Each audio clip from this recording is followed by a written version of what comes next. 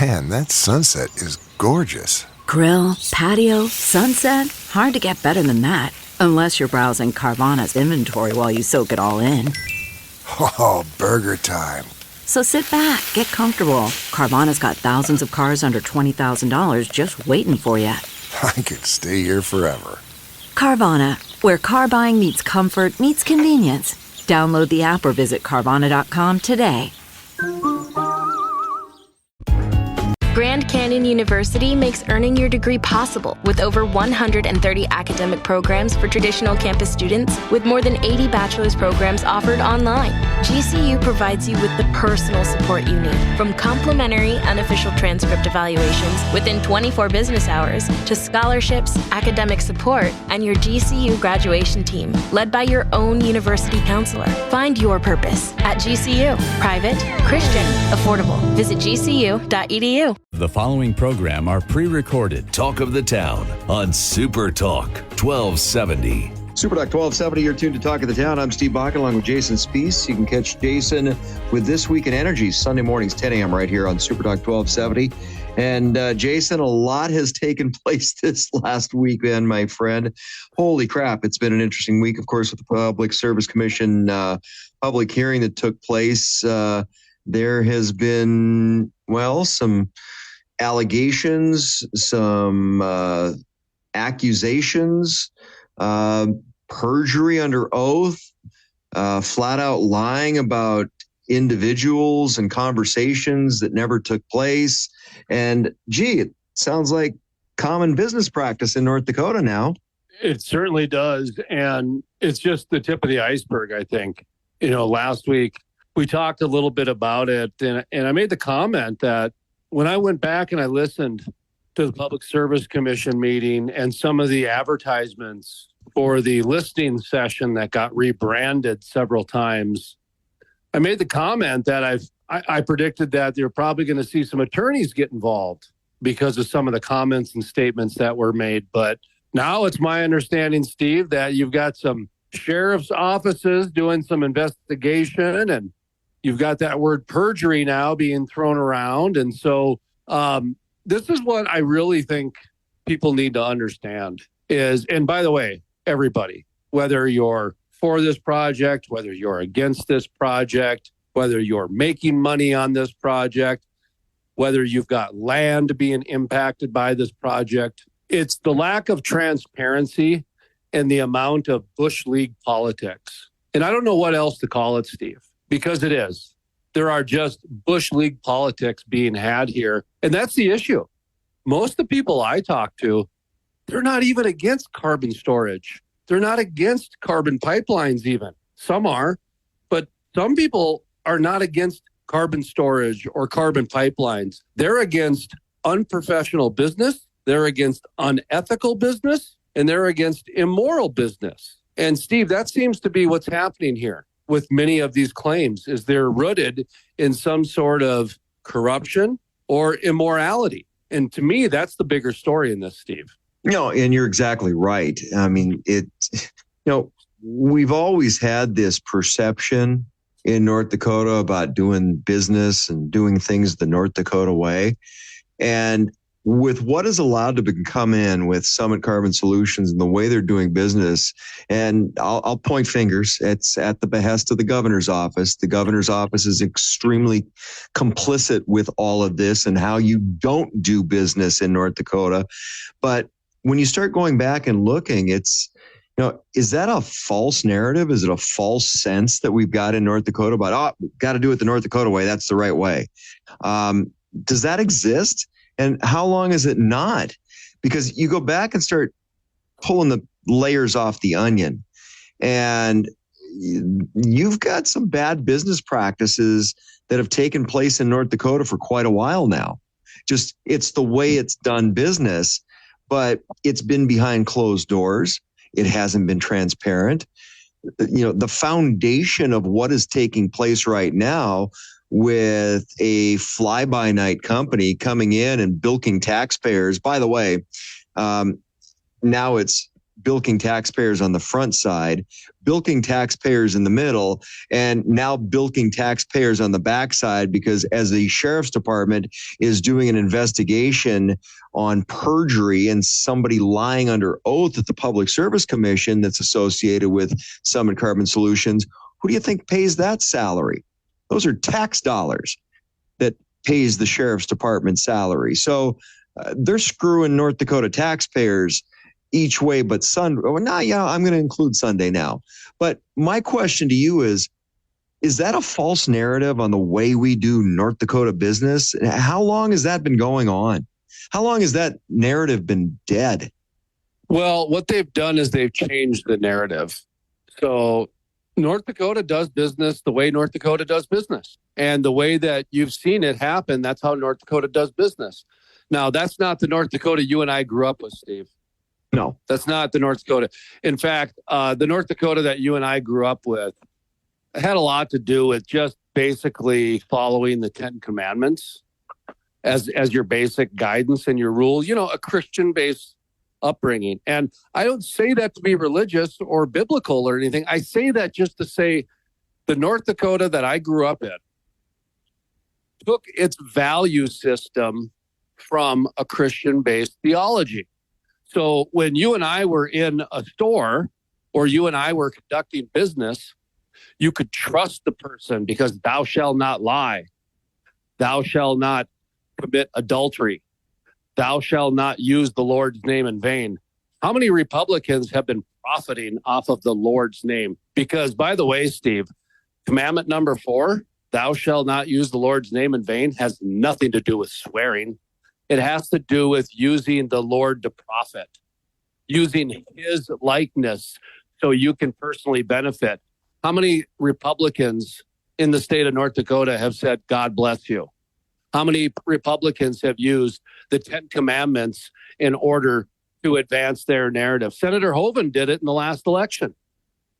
When he was up against the ropes, Steve, he put a billboard up right outside of Bismarck with him and his wife, Mikey Hoeven.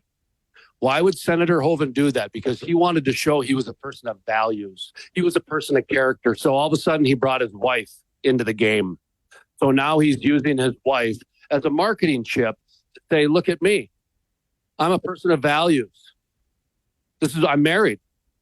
A person who's married has values. So what North Dakota's done is they've taken that 100 plus, 150, 250, 500 plus years of trust that the government and religion has brought in, and they've abused the living heck out of it. North Dakota has abused the public trust to the point to where now people are being investigated for perjury because they're supposed to be supporting the people, and they're not. They're supporting an out-of-state company. You laid the foundation, and now you take and extrapolate out the religious ramifications, because that was the foundation for North Dakota. I mean, even going back to the Blue Law days, there's a reason. That was the foundation. North Dakota nice. North Dakota nice. And by the way, it's the Blue Law, and that's the same thing they use for the cannabis law. Is the same thing. They use the same religious, and if you want to call it dogma, you can, or you can just call it the same religious vows, which is Sunday's a day of rest. So we're not going to do that. And if you take a look at the Mormon religion, which is based on Christianity, they don't allow coffee, Steve, because coffee is a stimulant and a drug. That's the same reason a lot of people do not allow cannabis, because it's a drug. And so you cannot have it in. And North Dakota used it for that too. So they use religion as a chip. It's like they're kind of like, you ever hear about what a narcissist is? Where it's like our governor. They have this big game board, and people are nothing but pieces, and they kind of move people and kind of technicalities around like it's some kind of game board. And it's an awful thing. So I know we're up against the break, but to answer your question, Steve, there is a North Dakota way, and the North Dakota way is to use the public trust and abuse the taxpayers so that you can profit off of them. That is the new North Dakota way. And I'd like to continue this conversation and even name some names, because I'm having fun naming names on this. We will on the other side. If this was going to be a board game, we'd probably call it Chutes and Ladders or some variation of that. So this is Talk of the Town. I'm Steve Bogan along with Jason Spees. You can catch Jason with This Week in Energy Sunday mornings, 10 a.m. right here on Super Talk 1270. Super Talk. What's the easiest choice you can make? Window instead of middle seat? Picking a vendor who sends a great gift basket? Outsourcing business tasks you hate? What about selling with Shopify? Whether you're selling a little or a lot, Shopify helps you do your thing, however you cha-ching. Shopify is the global commerce platform that helps you sell at every stage of your business. From the launch your online shop stage to the first real-life store stage, all the way to the did we just hit 1 million orders stage. Shopify's there to help you grow. Whether you're selling scented soap or offering outdoor outfits, Shopify helps you sell. Wherever and whatever you're selling, Shopify's got you covered. Sign up for a $1 per month trial period at shopify.com/try. Go to shopify.com/try now to grow your business, no matter what stage you're in. Shopify.com/try. Talk of the Town on Super Talk 1270. Super Talk 1270. I'm Steve Bogan along with Jason Spees. You can catch Jason with This Week in Energy Sunday mornings, 10 a.m. right here on Super Talk 1270. We're talking about, we haven't really gotten into it yet, but what took place at the Public Service Commission, the one in Mandan, which now there's some investigation going on by the Morton County Sheriff's Department concerning perjury charges and lying under oath. You go up to testify, whether it's in court or in a proceeding or in a hearing, and you take an oath. And apparently some people don't hold oaths or placing their hand on the good book very high regard. So, that's a problem here in North Dakota. And it's become a bigger problem, Jason, than what we've just recently uncovering. The way of North Dakota nice and North Dakota doing business and above board.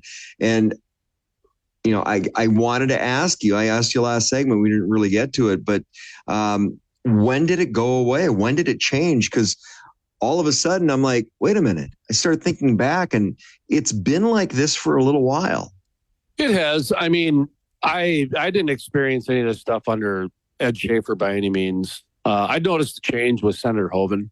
I started to notice some consolidations of media buys and communication, just kind of some strategies behind the scenes and some centralizations of certain things. So I think it started with Hoeven, to be honest. And I believe that Burgum brought in his own flavor and his own disruption of morals and values in the state. But Steve, I'd like to even go a bit further on this, because I believe North Dakota is not North Dakota nice. It's North Dakota cold as ice.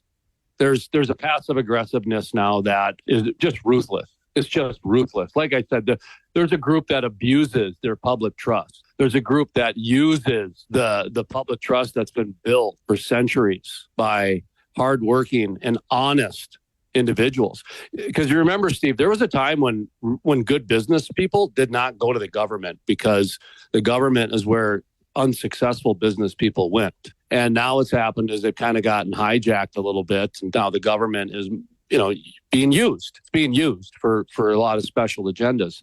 And this is a perfect example, the Summit Carbon Solutions, because when you take a look at a public-private partnership and when you take a look at vast amounts of dollars that are going to companies, a lot of times they're public companies. Well, Continental Resources actually went private. I don't believe Summit Carbon Solutions is trading on the stock market. I think that's private as well. So what they're doing is even more of a gaslighting, Steve, because before, when Senator Hoeven was getting money for Cargill and Senator Hoeven was getting money for EOG and Stat Oil, these were corporations, but at least they were publicly traded. So you could have an opportunity to profit off of these public-private partnerships that were taking land and taking money away from families. Well, now what the politicians are doing, what Scott Hennon is doing, and that's another question, Summit Carbon Solutions. If you have one of your representatives under investigation for perjury, and you have Ron Ness representing the Petroleum Council, so he represents all the oil and gas companies, and you got Scott Hennon now representing you, is that really who's representing you in the state? Because you've got some major public relations issues because nobody trusts you. And not only does nobody trust you from a public relations standpoint, but now they're going to get perjury on top of it. So there's zero trust. And Steve, the North Dakota NICE is gone because all this is for a private company. They're trying to take land and money away from people and spin it. And they got the audacity. They have the gall to spin it to act like these landowners are the ones causing the problem. Well, Ron Ness, Summit, and Continental Resources are private companies. You're asking politicians, you're forcing politicians, you're abusing your power to make politicians give up people's land and my son's taxes now you're going after? My son's got to get a second job now as an 18-year-old kid so Harold Hamm can get more of his money for his private company? Steve, I said it last week. Harold Hamm's daughter has more input about your future in Bismarck, North Dakota than you do. And guess what, Steve? This message is resonating in Fargo. Fargo's getting very upset at this. Okay, so you're tapped in a little bit further on the eastern part of the state than I am, because what are you hearing in Fargo? What? Because okay, when it comes to the oil side of things, Fargo has always been, send us the check, but we don't want to play. Now, example that I use quite often is you take a look at the height of the oil boom, and there was over 120 companies in Grand Forks that were doing business out in the oil patch. How can we help? In fact, city of Grand Forks was doing permitting for the city of Dickinson because they were understaffed. And Grand Forks says, hey, how can we help? We're all in this together. Fargo, they had less than 5 businesses doing work in the oil patch, and that was generous at best. So, but they've always had their hand out for the check. Where's my money? We don't want to know what's going on in Western North Dakota. We don't care. We don't approve of it, but keep sending the cash to the east. That's all they cared about. So what are you hearing now in the Valley and in Fargo concerning Summit? Because some people are starting to pay attention on the landowner side. Some people are starting to pay attention on the public safety side. What's the message coming out of Fargo? The unintended consequences out of this. Farmers understand how mud works in the spring. Sometimes your tractor tires will go down 3-4 feet. And so they understand that pipelines have issues. So the fact that this company and politicians and elected officials and appointed officials are acting like this thing is safe, well, it might be 99% of the time. Great. But there's going to be some emergency service growth needed. We're already allocating services towards one of the members of Summit lying on the stand for perjury. So we are already allocating new resources that were not budgeted. There's plenty of other stuff going on in Morton County, but because this Summit project is so important, it has to go to the top of the line. And now we're allocating new resources towards this.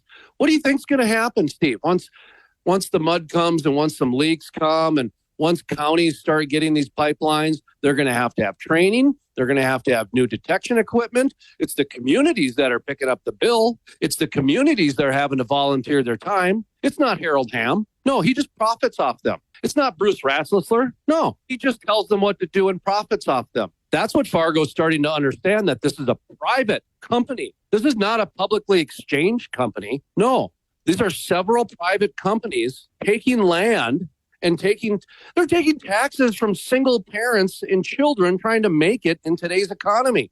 And Ron Ness is trying to say Harold Hamm needs more money for his private company so he can personally profit. Give me a freaking break, Steve. And if nobody in the state's going to say anything about it, well, you're going to get exactly what's coming to you, because this is the new North Dakota way. We don't listen to our citizens. We listen to the billionaire out of state and their family. Because that's all right, hold that thought, because we're up against a break and I want to come back and finish up on this. This is Talk of the Town. I'm Steve Bachman and Jason Speech. You can catch Jason with This Week in Energy Sunday mornings, 10 a.m. right here on Super Talk 1270. The comfort of your favorite seat is now your comfy car selling command center, thanks to Carvana. It doesn't get any better than this. Your favorite seat's the best spot in the house. Make it even better by entering your license plate or VIN and getting a real offer in minutes. There really is no place like home.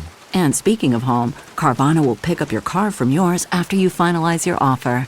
Visit Carvana.com or download the app and sell your car from your comfy place. All about the pets. Steve Dale's Pet World.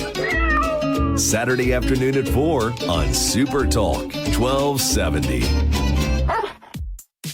Welcome back to Talk of the Town on Super Talk 1270. Super Talk 1270, you're tuned to Talk of the Town. I'm Steve Bakken along with Jason Spees. You can catch Jason with This Week in Energy coming up Sunday morning, 10 a.m. right here on Super Talk 1270. We're talking about the Summit Carbon Solutions PSC public hearing that took place over at the Baymont, the old Seven Seas in Mandan. And Jason, I find it rather ironic because we're talking about the potential perjury of one of these Summit witnesses, a VP for Summit. And now the Morton County Sheriff's Department is involved with investigating a potential perjury charge. Do you find it ironic that we haven't heard anything from Mandan or Morton County concerning the proposed pipeline? Because those that are concerned in Burleigh County also understand that it's crossing the river and it's going to be north of Mandan in Morton County as well. And not at all. No, I'm not surprised at all, Steve. Sorry to interrupt you on that, but I'm not surprised at all. But now Morton County's getting drug into it because they're having to investigate a perjury charge.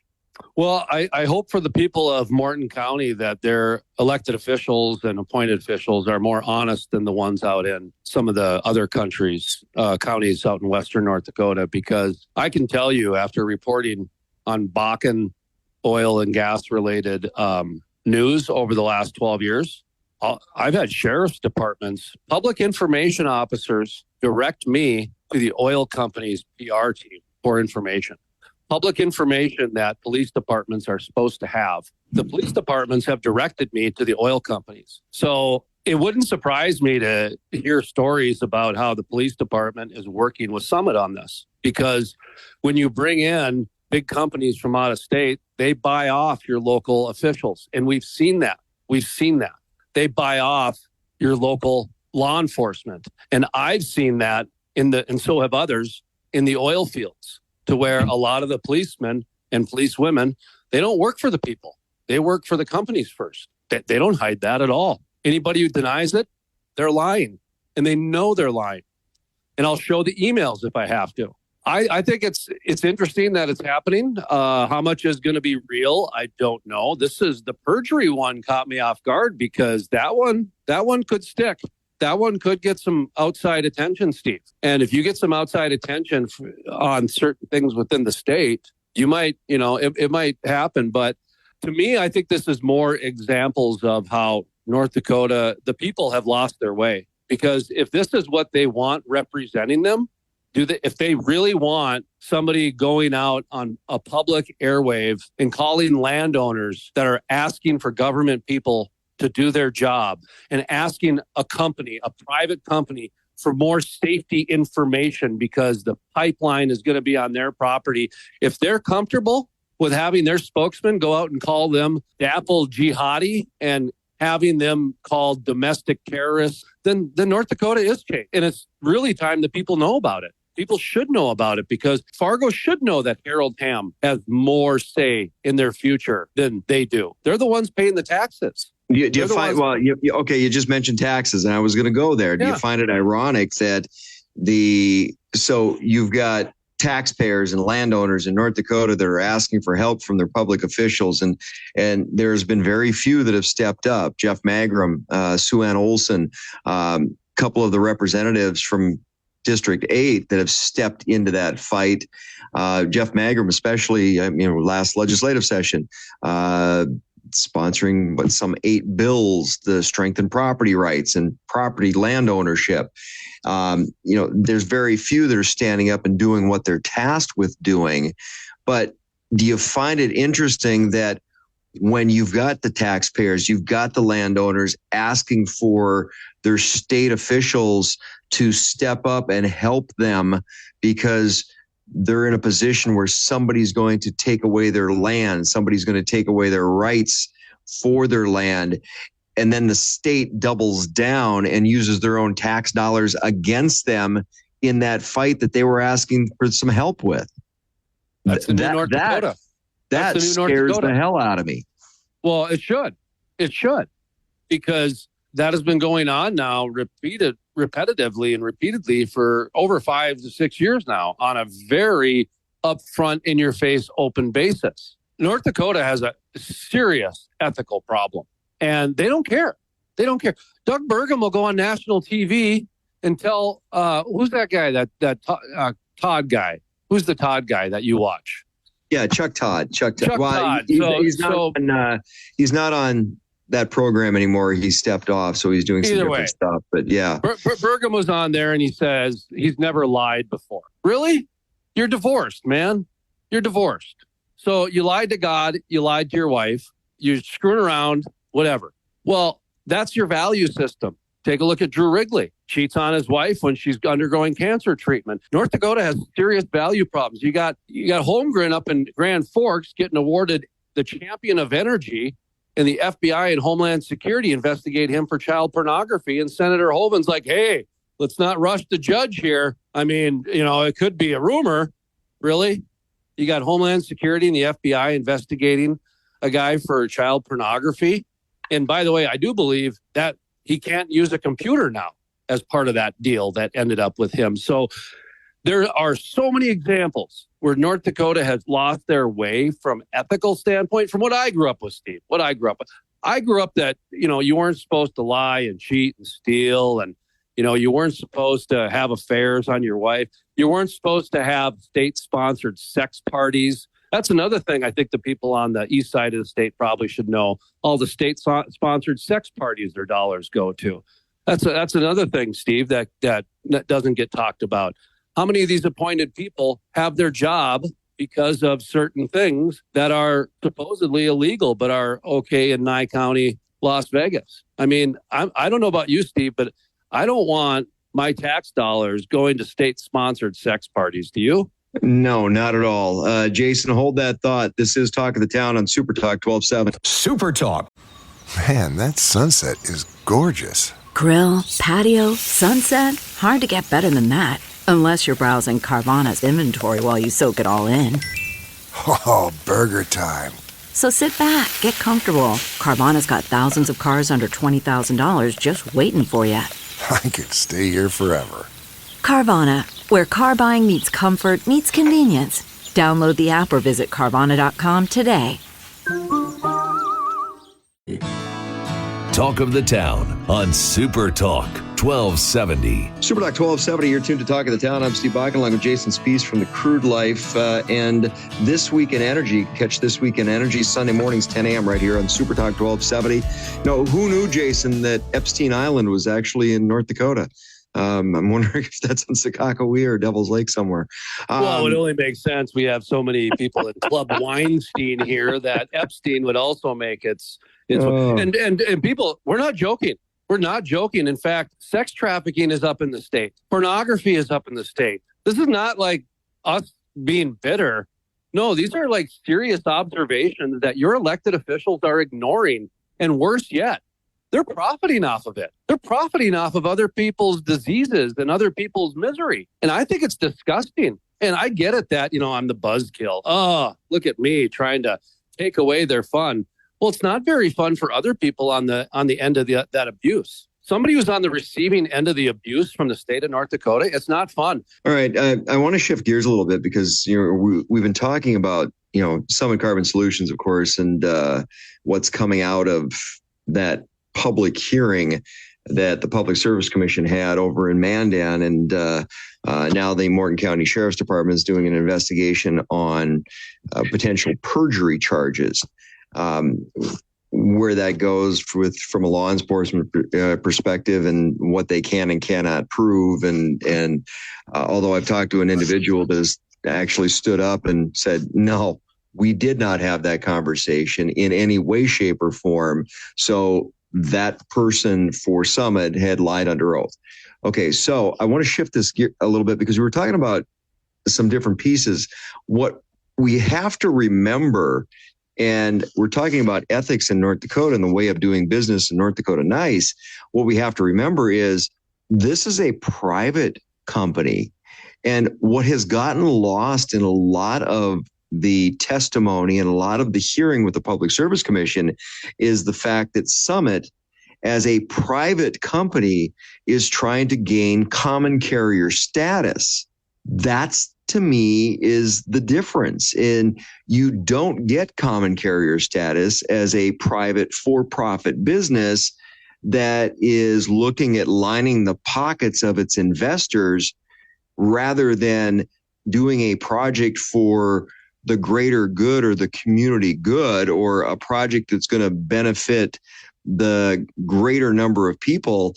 This is a different animal. And now you've got a business that's being extremely shady. And where I think the tipping point came in for a lot of this is Governor Doug Burgum. If you take a look at the way business was done behind closed doors, with the way that he ushered in the growth in the Commerce Department, the growth in government, look how many people have jobs in commerce now. And you remember John Stossel? Sure. Libertarian from Fox. Yep. Yeah. Well, but going way back, even probably, I think it was 2020. And he just came out with statistics I was reading today, or yesterday rather, and it showed that we've reached a tipping point in the country, and we've been here in North Dakota for a while now, where nationally over half the population generate income off of the government, whether it's subsistence programs, support programs, straight out paycheck, in some way, shape, or form. Over half the country is benefiting off of the government. And once the digital economy comes, it'll be even more. Yeah. So I mean, the digital economy allows for all that. Bring that back to North Dakota and the way that Governor Burgum has shuffled in doing business, whether it's commerce giving away tax dollars like water for outside companies that are coming in and not building institutional wealth, because I will always argue the fact that Governor Burgum has no idea what economic development is. And it's not good for North Dakota what he does. It's funneling money out of the state, Jason. It funnels money out of the state. And it's not bringing money into the state. It's not bringing investment into the state.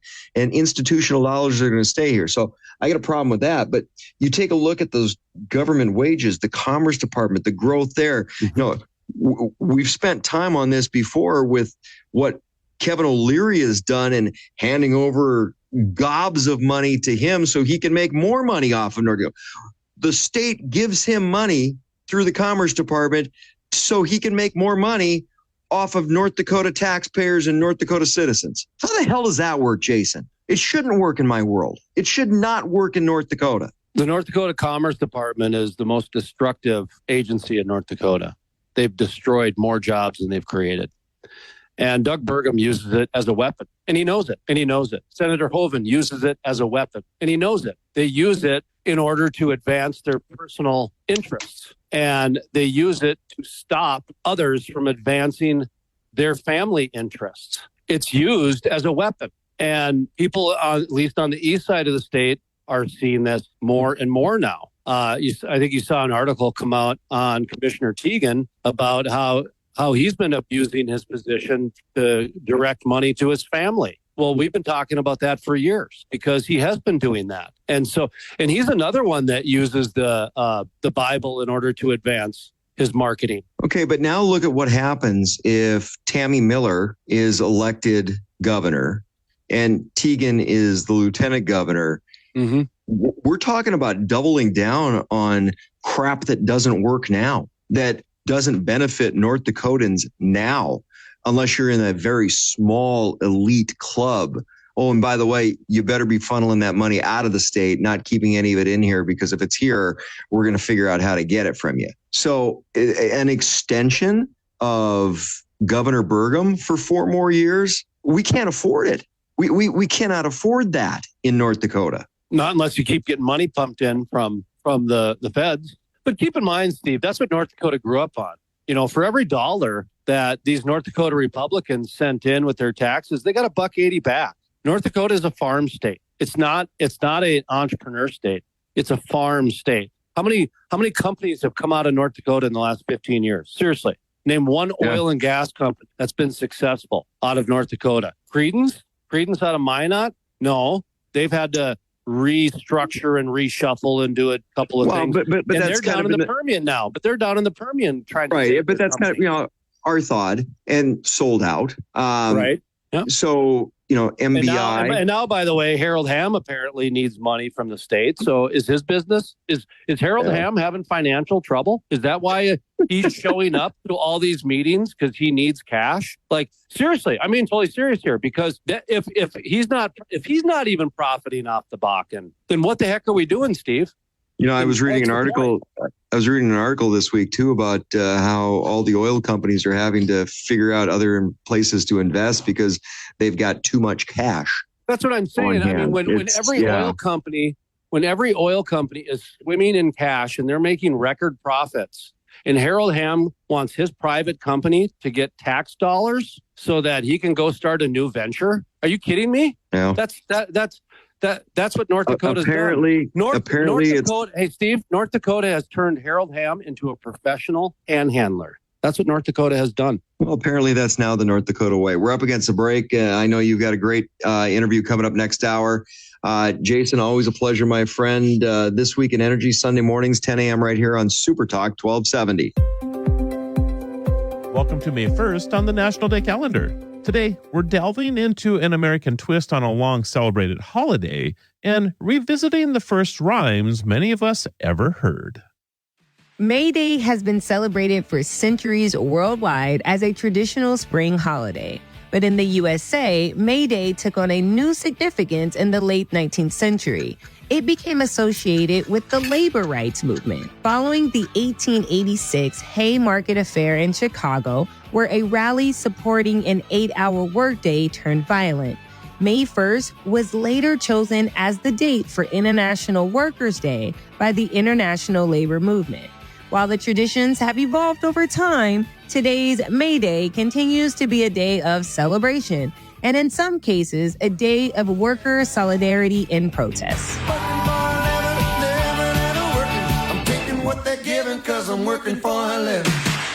So this is where the 8-hour workday came from.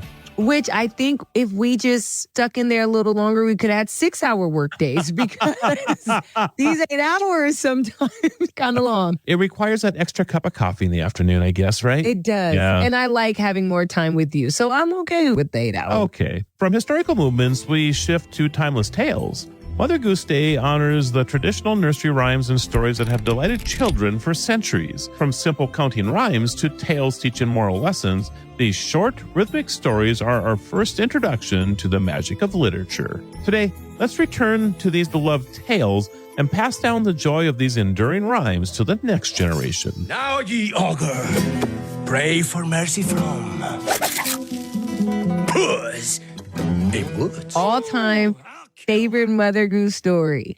Oh, it has to be Jack and Jill, but how about you? Humpty Dumpty. Come on. Were these stories read to you as a child?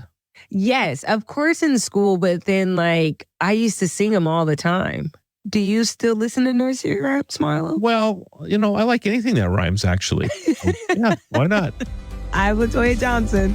I'm Marlo Anderson. Thank you for joining us on our journey to celebrate every day. And don't forget to share your May Day and Mother Goose Day celebrations with us using hashtag Destination Celebration Show. Until next time, keep celebrating. Talk of the Town.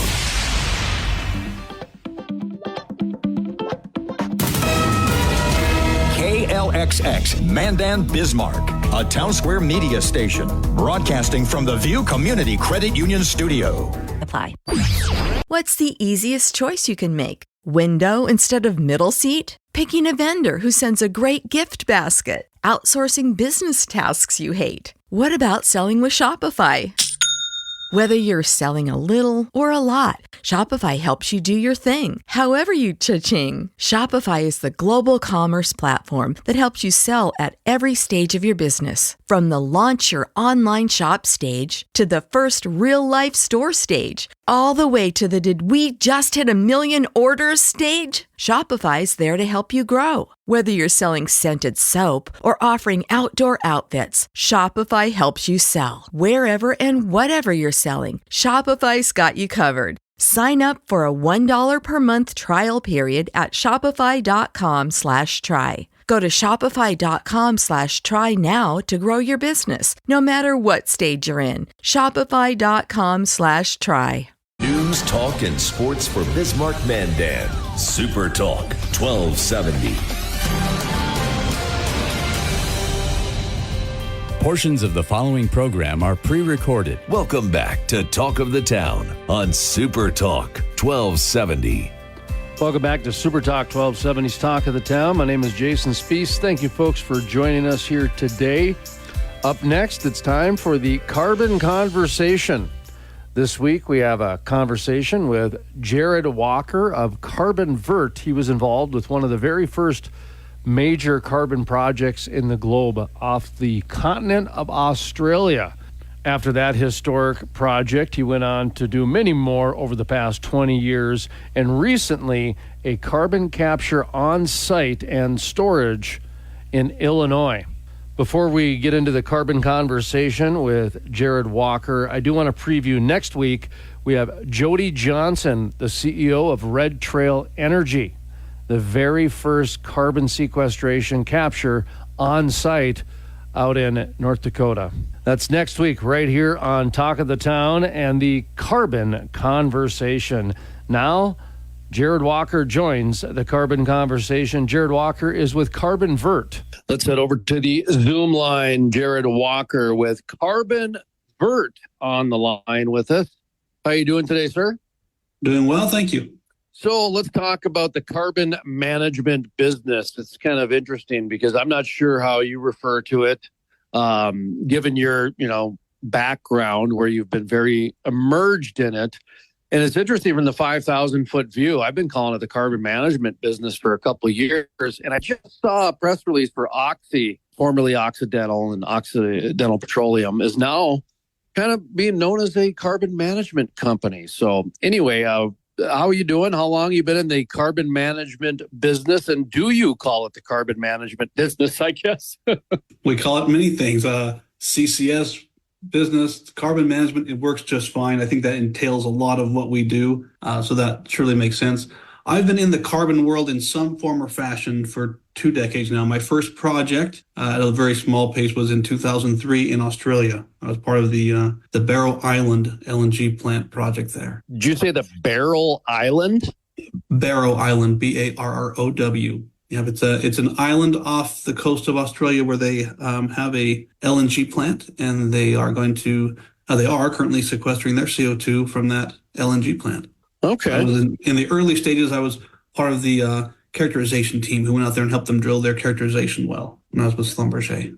Jared Walker is our guest, 20 years in the carbon management, carbon world business, if you will. Currently, he's with Carbon Vert. What is Carbon Vert? What we are is a project development team. So I've now gone full cycle in my career from a consultant in the carbon world to being an owner's engineer, being the owner of the carbon site in my previous role. And now I'm in a project development role where Carbon Vert, we go out and find people who have CO2 that they just don't know what to do with, or they're in a place where they can't store it or do something with it where they're at. And we try and take those and pull them together and get them to a place where they can be stored and they can take advantage of the 45Q credits and the other economic value that's out there for their carbon. And we help take care of all of it from there down. So that's our role right now.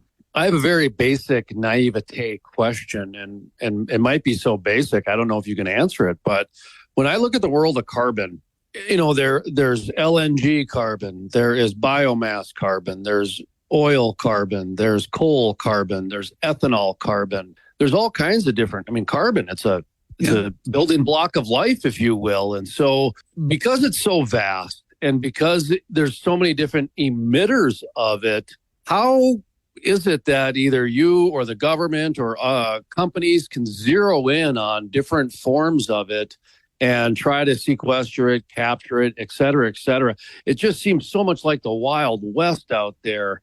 You've been around it 20 years. How is it being corralled? It is, and technically it's not anything new. So CO2 has been either coming out of the ground in oil and gas, or has been separated off to be used to get more oil and gas out of the ground for decades, since the 70s. So the separation of CO2 from an LNG plant, from a natural gas stream, that's known. That's been done for a long time now. Separating it from other sources, it depends on the source. So things like you're talking about, ethanol and ammonia, they give off a pure stream of CO2. That's easy. You just grab it, pull the water out of it, and it's ready to go in the ground. Compress it up to supercritical. Other ones, like you say, like LNG plants, they're okay. They go through their refinement process. They get a fairly clean stream also. And then you have your hard ones, your power plants, and then you're coming down to less than 20% CO2 in that stream that comes out their stack. Sometimes down as low as 5%. That gets a little tougher to grab that CO2 and do something with it. But at the end of the day, once you can separate it out of wherever it's at, out of the stream, dealing with it from that point forward is all pretty much the same game. You had a background in CO2 with ethanol, correct? Correct. Yeah, my previous position was with an ethanol plant. And there was some carbon storage, and I believe was it on site, if my memory serves me correct? That's correct. So that project at Marquis Energy, they are doing a full on-site. They own a lot of acreage, so they own the pore space where they're going to store the CO2. The CO2 comes off a very pure form off of their fermenters to make that ethanol from corn. And so, yeah, that was pretty easy. We just grab the CO2 off the ethanol process, compress it. It'll go through a dehydration unit where we take out the water, and then the CO2 just goes right down to the ground, and we monitor it right there on site. So they have a lot of room there to store a lot of CO2. So ethanol plants, my understanding is they're either storing it on site or they're trying to build a pipeline to move it across to different areas into storage cavities, if you will. Have you done anything on that side of it? I know a lot about it. I have not been involved in those projects. Well, there's not many. There's three main pipelines. Well, one's already disappeared. So there were three main pipelines. Oh, there's down to maybe one. Summit's probably the only one that's really still moving forward at any pace. But yeah, so there are areas in the country where you don't have the correct geology. You don't have the right rocks to store CO2 in. You're just sitting on top of granite, and there's no way to store CO2 there. And so you have to move the CO2 from the sources to where you can store it in the ground safely and securely. And that's what they're trying to do with those projects. Mm-hmm. So if you're entering into new realms, into the carbon management world, you mentioned your background most recently was the ethanol, and grabbing it is a relatively easy process. You have a background in LNG, made a comment that was a little bit more difficult and compared to ethanol. How about like coal and oil? What's it like for carbon management, carbon storage in those industries? They've been under regulatory attack, and it seems to be very carbon driven. What's the opportunities? What's the reality there? That's a good point. Yeah, as I was mentioning, those are we call them low concentration sources, right? They have a low concentration of CO2 in their effluent gas coming out their stacks, along mixed with a lot of other things that they're trying to take care of. So to separate that out, you can imagine if you have a lot of CO2, it's easy to grab it because it's right there, easy to filter. When you're looking at a lot of gas coming out with just a small percentage of CO2, you have to filter that through a process with amines and other. There's new technologies coming out every day. They're trying to help do this more efficiently. But the fact that you have to move so much gas and use so much energy to pull out that little bit of CO2, it's really hard to make those under current regulations and the price of carbon where it's at today. It makes those difficult unless you can really get a lot of volumes going down and get a really good project close by. Mr. Jared Walker of CarbonVert, I'm going to ask you to hold that thought for just a moment or two. We're going to continue the carbon conversation right here on Super Talk 1270's Talk of the Town. My name is Jason Spiess, sitting in for Steve Bakken.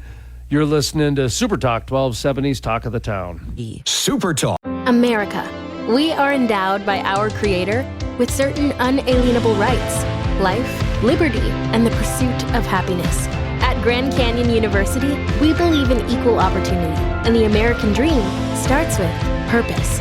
To serve others in ways that promote human flourishing and create a ripple effect of transformation for generations to come. Find your purpose at Grand Canyon University. Private, Christian, affordable. Visit gcu.edu. Talk of the Town on Super Talk 1270. Welcome back to Super Talk 1270's Talk of the Town. My name is Jason Spees, and this is the Carbon Conversation. We're going to continue our conversation with Jared Walker. He's with Carbon Vert. Quick reminder, next week, Jody Johnson, the CEO of Red Trail Energy, joins the Carbon Conversation right here on Super Talk 1270, as the Carbon Conversation seems to be the talk of the town. Let's get back to the phone line and continue the Carbon Conversation with Jared Walker of Carbon Vert. What do you attribute the rapid rise of the carbon management industry that's been around for a long time? There were, a lot of subsidies, and whether it went towards solar or wind or some of the other renewable classifications of energy. There's been a lot of, government assistance and resources put in the last 30, 40 years. The last 2 years, it's a totally different ball game. What do you attribute the rapid rise of this carbon management industry to? Well, I think it's 100% the IRA, the Inflation Reduction Act. When they moved that needle up from $50 a ton to $85 a ton for pure storage of CO2, that crossed the barrier for a lot of industries. Before the $50 a ton, you probably got ammonia and ethanol were the only ones who could do it and still make not lose money doing it at that rate. Now 85, you're now getting most of the other industries in. Direct air capture, that's a completely different ballgame. They're at 180, and that's still too low for them. They're just so expensive to do that filtering of pure air. But yeah, the $85 a ton move, that was the move that set off the industry. And like you said, there used to be a couple of us out there doing it, and now there's one at every corner, it seems like. There's a lot of people out there with the carbon on their name. So what I find interesting about this whole movement and this rapid rise and everything is we've had a couple individuals that have gotten into the market, and I'd say they're, relatively new, meaning their company's probably less than 5 years old. You've been in it for 20 years. You're a veteran in this industry. What they've said is that it's a difficult industry to crack because it's all driven from the government. And when you just said the Inflation Reduction Act is driving a lot of this, and then I'm thinking about how a lot of the, public-private partnerships, or whether it be the Department of Energy, Carbon Management Division. I see Colorado now has a Carbon Management Division. It's actually lumped in with oil and gas. There seems to be some chatter, if not credence, to a lot of this industry is being ignited by the government in some form or another. What's your experience with those comments coming from some of the new businesses that are trying to crack in? Sure. So as with any business you want to take off, you have to have a driver, right? A motivation.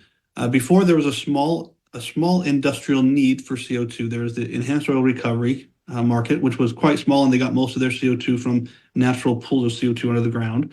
So it wasn't a big cost to them to pull it out. And then there was your food industry for dry ice and your pops and beers and carbonated beverages.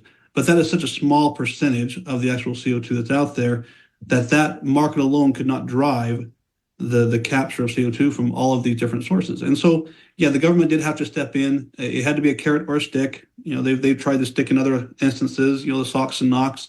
They decided to try the carrot here. So they decided to give us a tax credit and give us some motivation that way to move this forward. And because of that, it's sparked a lot of interest, because now people can make a little money with these tax credits that come back, and it can be a moneymaker for a lot of people. As I say, you have to be in the black to go green. So kind of the driver for anything. Is there a stick coming? I mean, carrot and stick. What's the stick? Well, California's done both, right? So California, of course, has done the carrot and stick. They put their stick out there first and said, you must reduce your carbon emissions.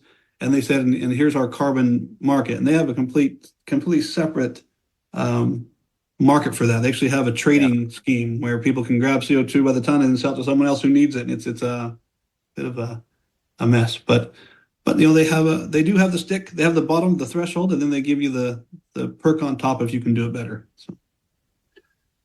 So we're joined by Jared Walker with Carbon Vert, VERT, Carbon Vert. Who's your customer? Who are you trying to go after? What type of carbon management are you going to, because there's like niches now in carbon management. Like you said before, there was like a handful of companies probably that really understood it and did it. But now it's like a whole new industry's opened up. So, who's your customer and what's your area of expertise in the Carbon Vert world? Yeah, so we go after most emitters, sources of CO2 who don't have a place to store it on site or nearby is really who we're going after. And the source itself doesn't matter as much to us because there's ways of separating the CO2 out of almost any of the processes now. In certain times, we will take on the separation and the compression ourselves. We'll take that, people will just say, hey, here's my stack where all my emissions are coming out. I'm going to turn it 90 degrees and send it over the fence to you, and you take care of it, and we'll take care of that. Other times, they'll compress it, clean it up, and send us pure CO2 over so we can take care of it from that point. We'll put it in a pipeline, take it off to our storage hubs. Right now, our current projects are offshore, just offshore in Louisiana and Texas.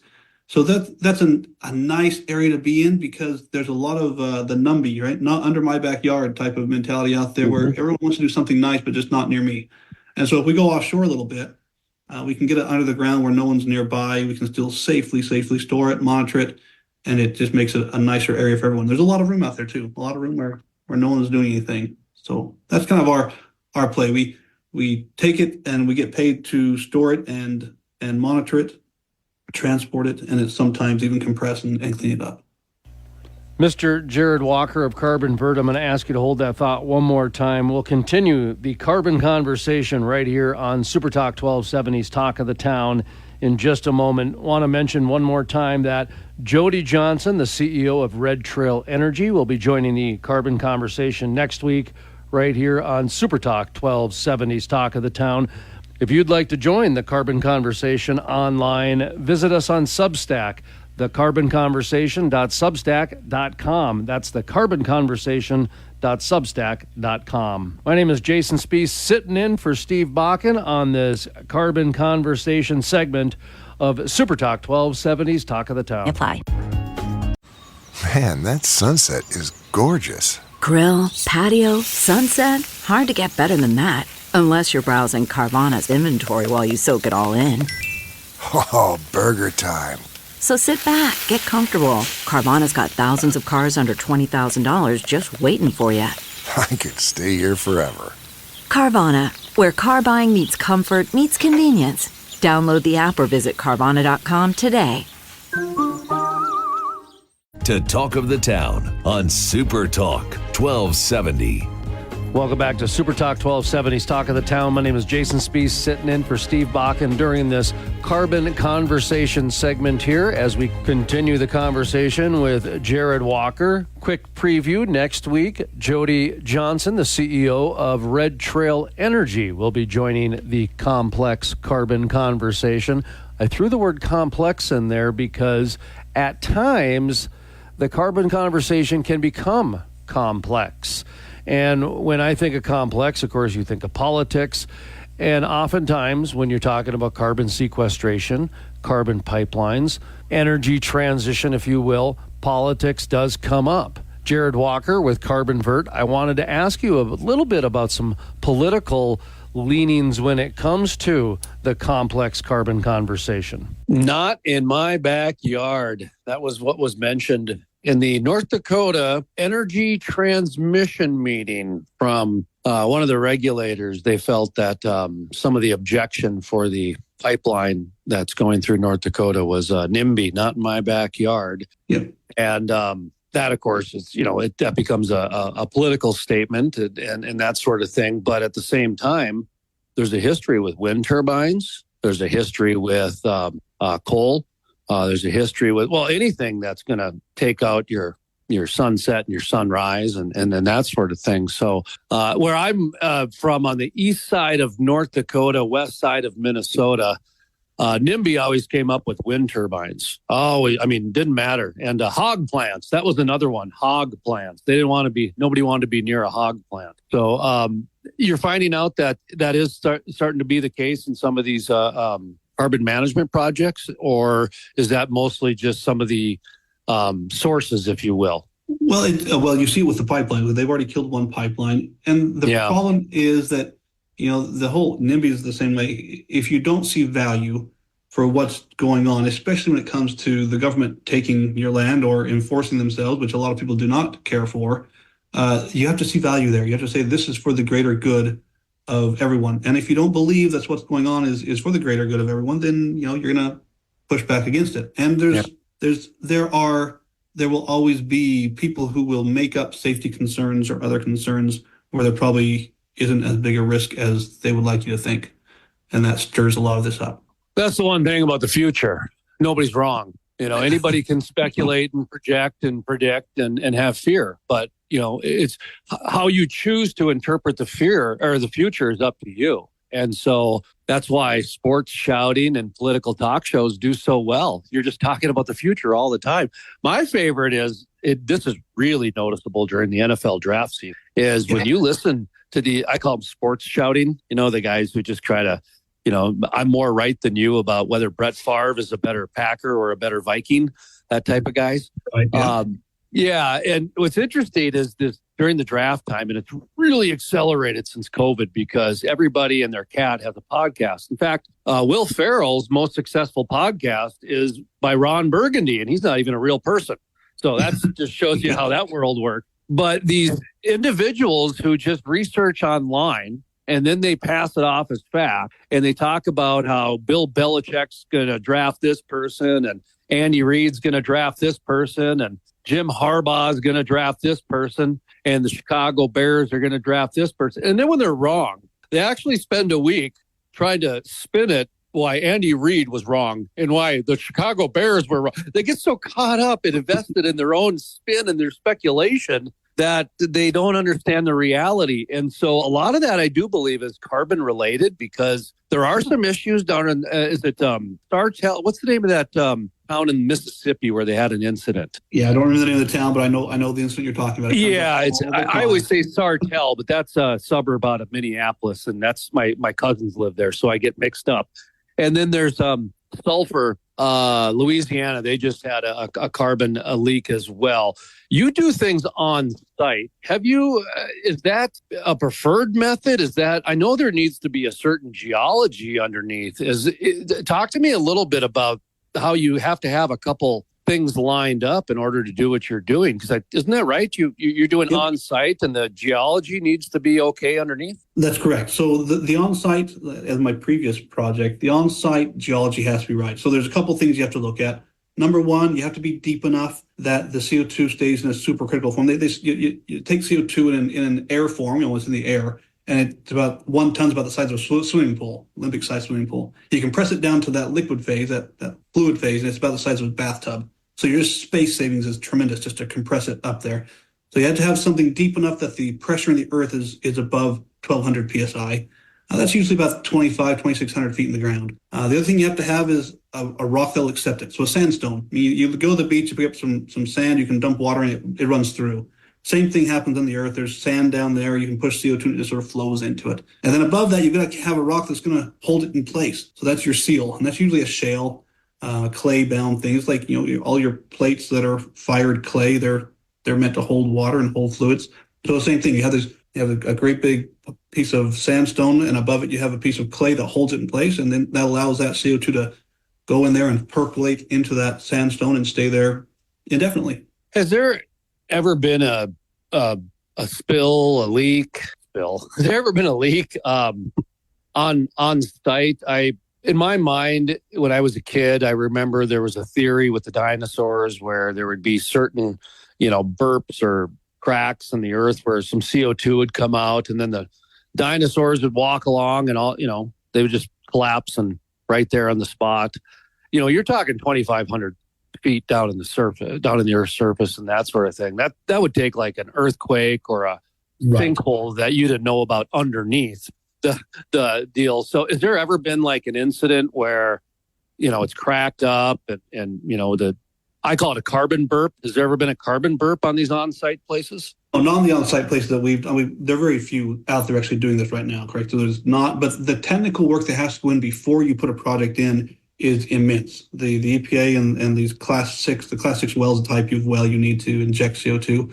You have to do seismic studies to make sure there's no faults in the area. You have to make sure there's no old wells that might be paths to come up. You have to make sure there's no fracture zones. You just have to really do some real homework before they'll give you the okay to store CO2.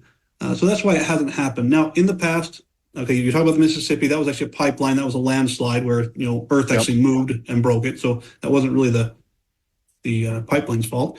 But there have been times in West Texas, they do a lot of EOR, enhanced oil recovery, where they're pushing CO2 in to get more oil out of the ground. And, sometimes those guys don't do the same type of wells that we're talking about doing in our projects.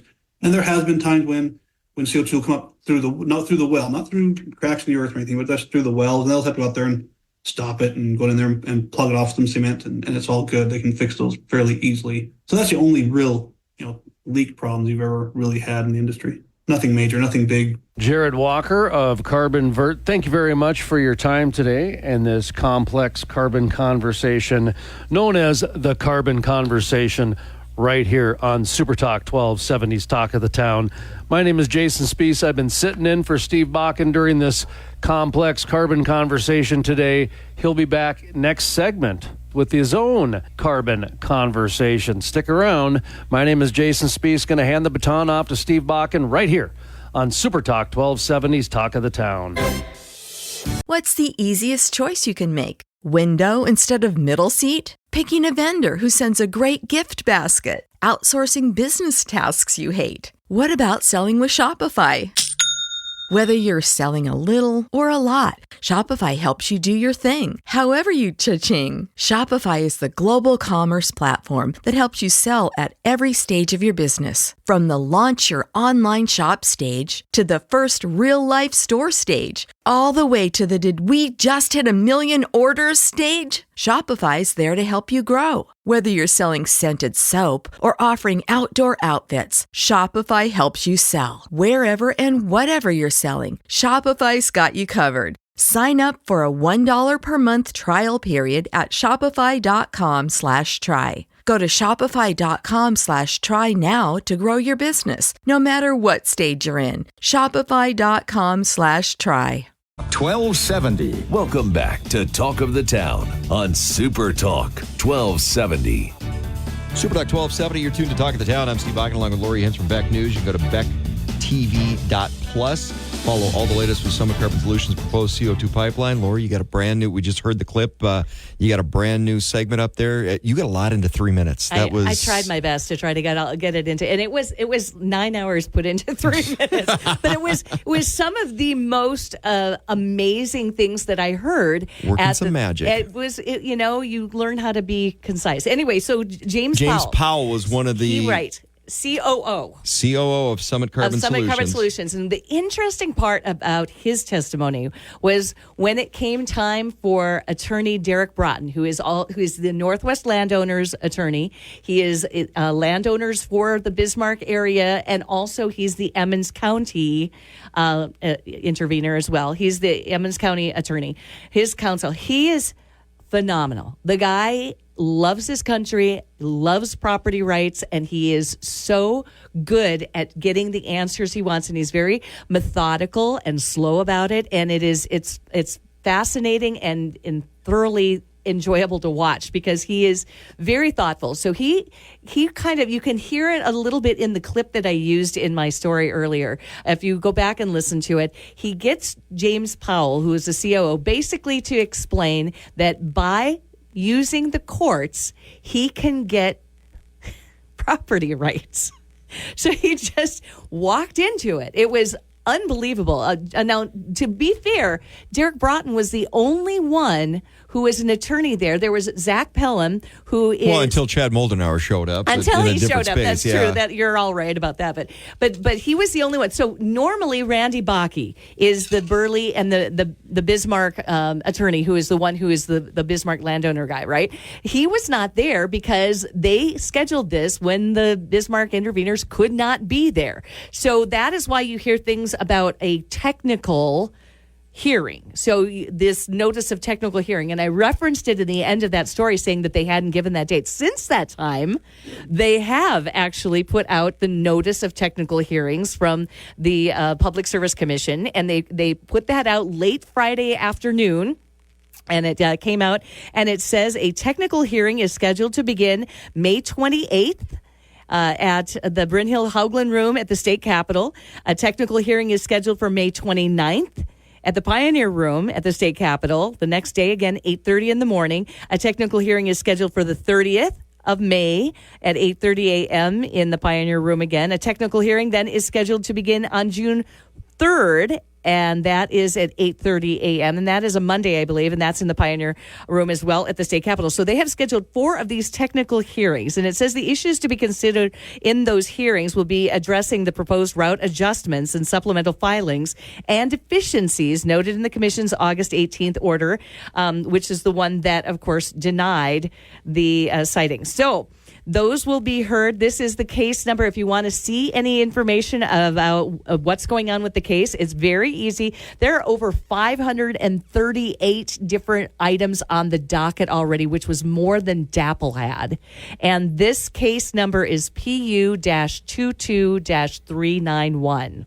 DAPL wasn't going to kill anybody. Well, it's a completely different kind of pipeline. Different. It's the thing is oil, gas, and CO2 are different animals. I'm going to bring something next week. I'm going to bring some audio clips for you next week from a guy named Lee Blank, who is the CEO of Summit Carbon Solutions. And he was at a New York summit that was talking about carbon capture and storage and CO2, and it was fascinating, some of the things he had to say. So I'll bring that next week for you so that you've got those audio clips too. But I tell you what, this technical hearings are going to be very interesting as well.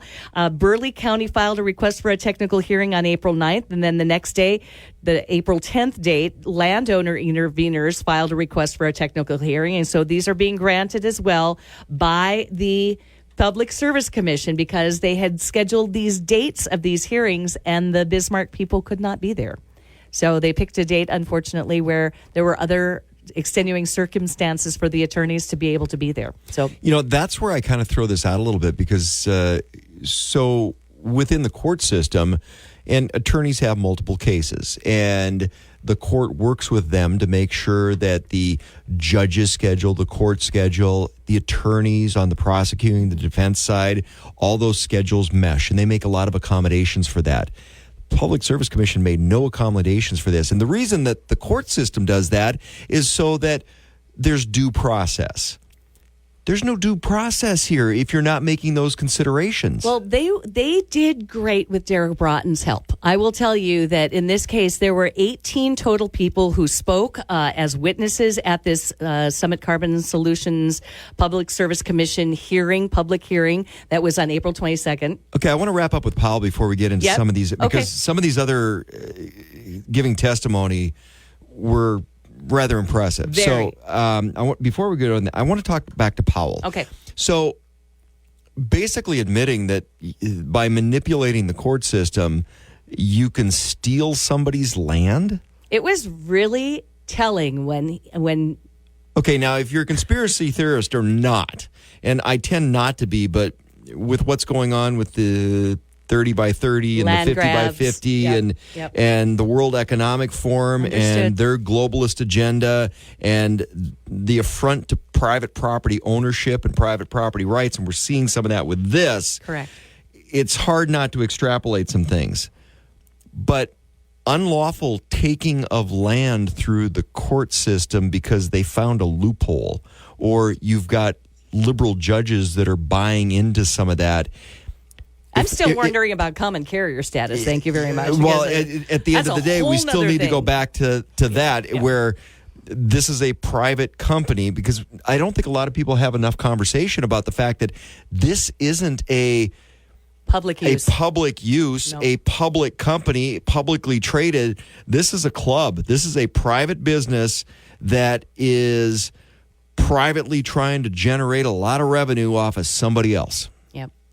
When I was talking about that Lee Blank video that I was able to come across, what was interesting about it is he talked about the $8 billion project. Now, I remember when it used to be a $3 billion project, and I remember when it used to be a $5 billion project when they were talking about it, and they now call it an $8 billion project as of about the 16th or 17th of April. It used to be 31 ethanol It's kind of like plants. the diversion in Fargo. It used to be it'll never be more over 900 million.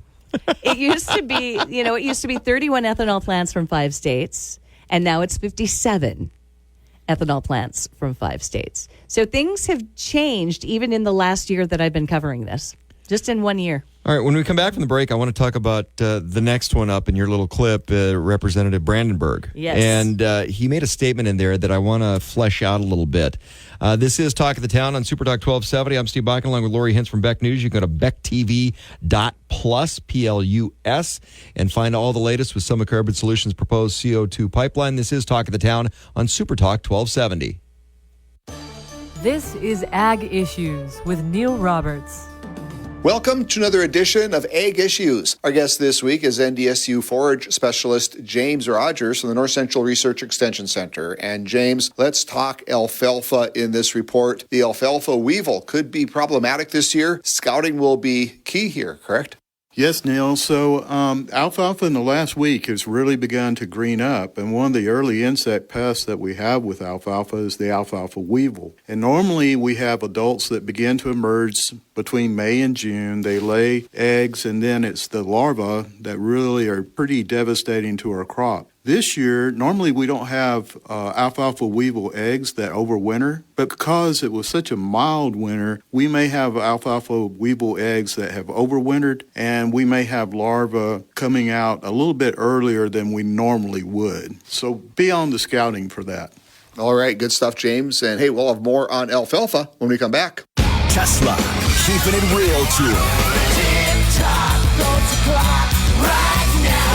Saturday, May 11th at Four Bears Casino and Lodge. Tesla, live. The multi-platinum rock band returns. Tickets on sale now at fourbearscasino.com or 800-294-5454. Tesla, keeping it real tour.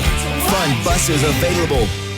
Nathan and Emily Spickler present the Spickler Ranch South Production Sale, Monday, May 6th at 1 p.m. at the ranch, halfway between Carrington and Glenfield on Highway 200. Selling 150 yearling Angus bulls, 40 commercial heifers, and 30 select registered heifers, all fully guaranteed. The sale will be broadcast, and you can bid live on the internet at dbauction.com. They offer a 1,000-mile free delivery on bulls. It's the Spickler Ranch South Production Sale, Monday, May 6th at 1 p.m. at the Spickler South Ranch, 14.5 miles east of Carrington on Highway 200. Visit SpicklerRanchSouth.com for more information.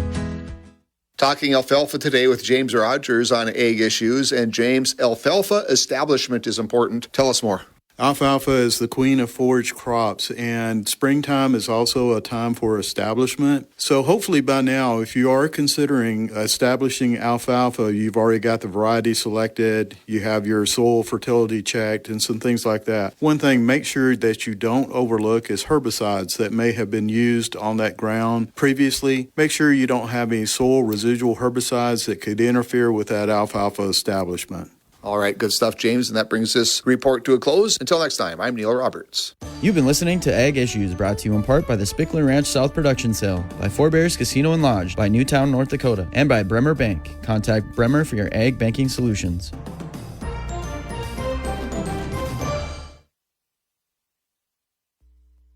Talk of the Town. The Ramsey Show. So I am 20 years old, straight out of high school. I moved to Phoenix, Arizona to start my own business selling furniture. What does selling furniture look like? So I go around picking it up, clean it up, take really good pictures and sell it. I'll probably do about $100,000 this year net. Wow. some of you are standing around with your finger in your ear. And then you got a 20-year-old with a high school education that's making $100,000 flipping used furniture. He's laughing all the way to the bank. The Ramsey Show, starting at 5 p.m. weekdays on Super Talk 1270. Hello, North Dakota. Joe Gigante, host of the Regular Joe Show, now heard weeknights 9 to midnight here on Super Talk 1270. Together we'll tackle the hottest topics, be it politics, entertainment, or the culture, unapologetically through the lens of true conservatism, all while remembering to laugh and have a little bit of fun. You know, live life boldly. The Regular Joe Show, weekday evenings starting at 9 on Super Talk 1270 and the free Super Talk 1270 mobile app. Talk of the Town, weekday mornings starting at 9 on Super Talk 1270 and the free Super Talk 1270 mobile app.